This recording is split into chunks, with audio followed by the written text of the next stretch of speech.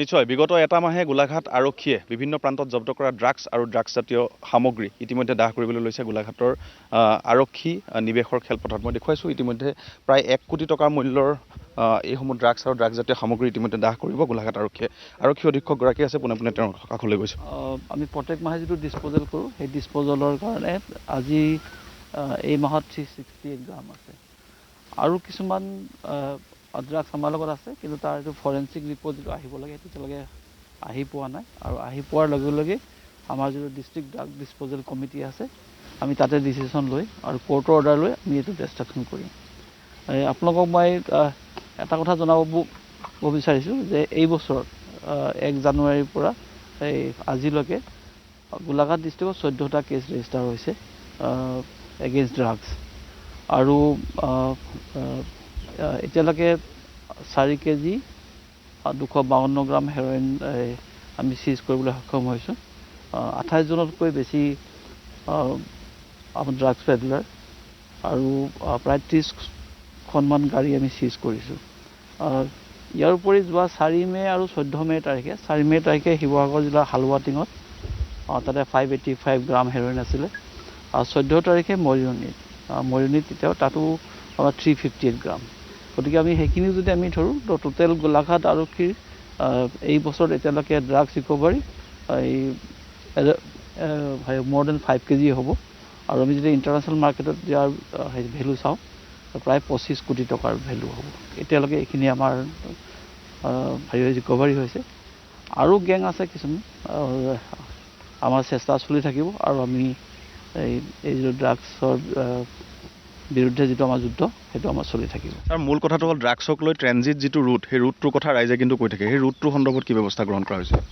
নাই, ট্ৰেনজিট ৰুটটো এটা বহুত ডাঙৰ ৰুট। ট্ৰেনজিট ৰুটটো সকলোৱে জানে যে ড্ৰাগছৰ আপোনাৰ ৱৰ্ল্ডৰ যিমান ড্ৰাগছ মানে হেৰইন প্ৰডাকশ্যন হয়, more than 70% হেৰইন প্ৰডাকশ্যন হয় আপোনাৰ গল্ডেন ট্ৰায়েংগলত আপোনাৰ মায়ানমাৰটো এটা মেইন এৰিয়া। আৰু মায়ানমাৰৰ লগত যিটো আমাৰ বৰ্ডাৰ আছে সেইটো একেবাৰে খোলা বৰ্ডাৰ। তাৰ পৰা হয় নাগালেণ্ডৰ ফালেদি আহিব পাৰে বা অৰুণাচলৰ ফালেদি আহিব পাৰে, আৰু মণিপুৰ ফালেদি আহে। মানে অৰুণাচল, নাগালেণ্ড, মণিপুৰ আৰু মিজোৰাম মেক্সিমাম যিটো আপোনাৰ হয় ট্ৰেফিকিং যিটো হয় সেইটো থ্ৰু মণিপুৰ আৰু মিজোৰাম হয়, আৰু মিজোৰামৰ পৰা নাগালেণ্ড হয় আমাৰ ডিষ্ট্ৰিক্টলৈ আহে। আমাৰ আপোনালোকে সকলোৱে জানে 125 কিলোমিটাৰ আমাৰ নাগালেণ্ডৰ লগত বৰ্ডাৰ আছে, আৰু সম্পূৰ্ণ পৰাজ বৰ্ডাৰ। তাত তেনেকুৱা কোনো ফিক্স আমাৰ যদি পিকেটিং যিটো থাকে সেইটো আমাৰ যিটো ফিক্স যিবিলাক ৰাস্তা আছে পিকেট আছে, তাৰ বাহিৰেও আৰু ভিতৰুৱা ৰাস্তা সৰু সুৰা ৰাস্তা বহুত আছে।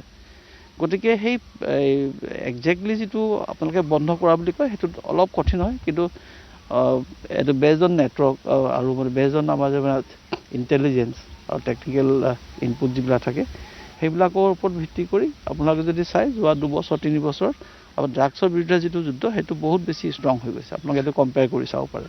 আচ্ছা, এটা কথা জানিব বিচাৰিম যে যিহেতু আপুনি গোটেই উল্লেখ কৰিছে গোলাঘাটৰ পৰাই উজনি অসমত গোটেই সৰবৰাহটো হয় বুলি ক'বা বিভিন্ন এইটো ট্ৰানজিট ৰুট, কাৰণ এইটোতো মানে আটাইতকৈ ইজিয়েষ্ট ট্ৰানজিট ৰুট। গতিকে এইটো এটা হয়েই, আৰু সেইটো ৰেংকত আমি ধৰিছোঁৱেই।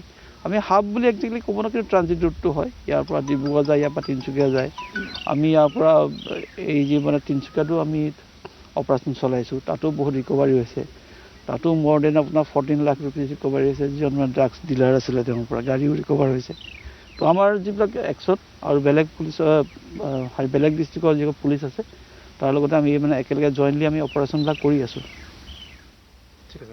মই ধন্যবাদ জনাইছোঁ। এয়া আছিল আৰক্ষী অধীক্ষক ৰাজেন সিং ডাঙৰীয়া। ইতিমধ্যে মই উল্লেখ কৰিছোঁ যে ইতিমধ্যে এই যি 1,33,000 টকা মূল্যৰ ড্ৰাগছ ইতিমধ্যে দাহ কৰা হ'ব গোলাঘাটৰ বগৰীজেংস্থিত এয়া আৰক্ষী ৰিজাৰ্ভ পেৰেড গ্ৰাউণ্ডত। আৰু মই উল্লেখ কৰিব বিচাৰিছোঁ যে 368.32 গ্ৰাম হেৰইন, যাৰ বজাৰ মূল্য 73,66,400 টকা, আৰু অন্যান্য ধৰণৰ চেম্প্লেক্স আৰু অন্যান্য টেবলেট জাতীয় যিসমূহ সামগ্ৰী সেয়া হৈছে 5,335টা টেবলেট, আৰু তাৰ বজাৰ মূল্য হৈছে 26,67,500 টকা। মুঠ 1,33,000 33,000 টকা মূল্যৰ বজাৰ মূল্যৰ এইসমূহ সামগ্ৰী ইতিমধ্যে জব্দ কৰা হৈছে। আপোনালোকে যদি চাই পৰিমাণ যদিও কম, ইয়াৰ মূল্য খুবেই বেছি। আৰু ইতিমধ্যে উল্লেখ কৰিছে যে জানুৱাৰী মাহৰ পৰা এই মুহূৰ্তলৈকে গোলাঘাট আৰক্ষীয়ে গোলাঘাট জিলাৰ সমান্তৰালভাৱে শিৱসাগৰৰ হালুৱাটিং আৰু মৰিয়নিৰ বিভিন্ন অঞ্চলত অভিযান চলাইছিল আৰু এইসমূহ জব্দ কৰিবলৈ ইতিমধ্যে সক্ষম হৈছে। আৰু এই যিসমূহ ড্ৰাগছ আৰু ড্ৰাগছ জাতীয় সামগ্ৰীৰ পয়োভৰ গোলাঘাটত বৃদ্ধি পোৱাৰ মূল কাৰণটো হৈছে নাগালেণ্ডৰ সৈতে খোলা বৰ্ডাৰ, নাগালেণ্ডৰ সৈতে খোলা সীমা। মণিপুৰ মিজোৰামৰ পৰা হৈ নাগালেণ্ডেৰে সৰবৰাহ হোৱা এই গোলাঘাটৰ জৰিয়তে সৰবৰাহ হোৱা এইসমূহ ড্ৰাগছ জাতীয় সামগ্ৰী ইতিমধ্যে গোলাঘাটত জব্দ কৰাটোৱে এক প্ৰকাৰ কিমান নৱপ্ৰজন্মৰ জীৱন ৰক্ষা কৰা দিশটো সূচাইছে সেয়া সঁচাকৈ অনুমেয়। আৰু এনেধৰণৰ ট্ৰানজিট ৰুটসমূহ প্ৰকৃততে আৰক্ষীয়ে ব্লক কৰিবলৈ চেষ্টা কৰি আছে। অনাগত দিনত অভিযান তীব্ৰতৰ হ'ব বুলি ইতিমধ্যে আৰক্ষী অধীক্ষকগৰাকীয়ে উল্লেখ কৰিছে। আৰু এনে অভিযানে প্ৰকৃততে নৱপ্ৰজন্মক বৰবিহৰ ফালে ঠেলি দিয়াৰ পৰা কিছু হ'লেও যে পদক্ষেপ গ্ৰহণ কৰে সেয়া এক প্ৰকাৰ নিশ্চিত।